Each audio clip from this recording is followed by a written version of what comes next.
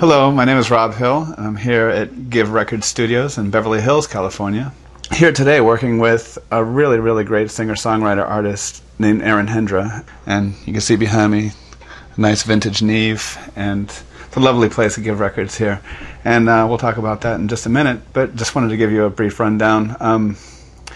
Some of the artists that I've worked with, of course, are Cypress Hill, Everlast. And I've worked with producers like Elliot Shiner and Phil Ramone, and worked with great engineers like Frank Filippetti, and great producers like Michael Beinhorn.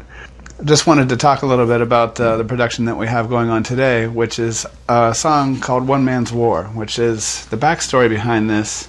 Maybe you want to tell a little bit about the backstory about the song, Aaron. Sure. Some people in Hollywood that are making a really cool movie called Machine Gun Preacher. It's actually a story about a guy called Sam Childers who used to be a pretty kind of nasty character. He was an outlaw biker, a drug addict, and a gun runner, and he ended up turning his life around and became a preacher. And about 13 years ago, he started going into Sudan in Africa and rescuing children over there that are victims of the civil war. And he has a pretty amazing orphanage, actually, just across the border in southern Sudan, with about 300 children that he's rescued. And he turned up on our doorstep in January last year and asked me to write a song for his movie. So that's the song that we're working on. Right, so once again, the song is called One Man's War, and Aaron actually went to Africa and to Sam's orphanage and recorded some of the children singing. So at the end of the choir section, at the end of the song, is actually the African children from the orphanage singing the choir along with Aaron in the song. It's really, really a beautiful thing. And we're just finishing up the song this week, and we're just adding a bunch of background vocals and so on. And last night we recorded a bunch of vocal pads, and Aaron, amazing singer, very talented and so on, but being that we're doing pads, we have to make sure that the tuning is exact on them. So we really do prefer Melodyne here as our tool for tuning vocals, because it is so natural sounding and gives you so much flexibility and leaves the vocal sounding natural.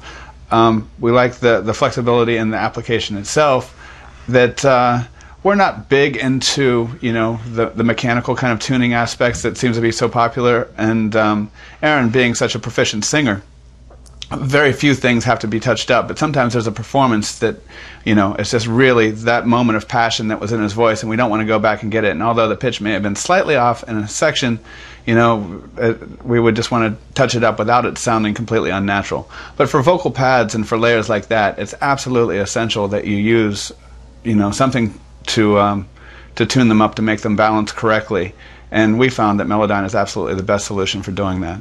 Yeah, I've been a huge fan of Melodyne for years, and I really don't like being able to hear when your vocals are tuned hard.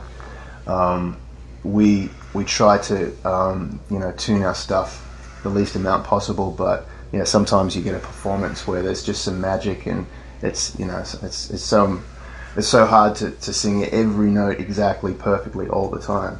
So I love being able to take Melodyne and just tweak things here and there. It's really, really transparent. It just sounds musical, and I love it. I love it.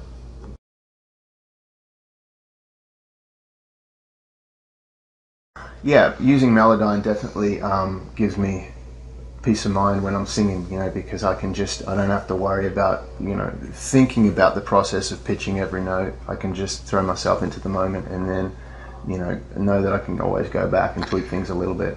It's absolutely important to capture the passion of the moment, because so much of music production these days, everybody is so contingent upon correcting and fixing everything that, a lot of people have actually, the art has suffered quite a bit, and in some aspects, tuning software like Melodyne has made people's lives easier, but it's also kind of made music suffer too.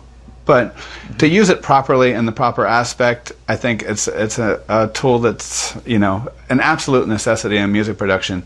Although in the wrong hands, it's just like any other tool in the wrong hands, But those are all just opinions, and we want to make the most natural sounding, beautiful record that we can, unadulterated, not over processed, over synthesized, and Melodyne definitely is a good way to achieve that.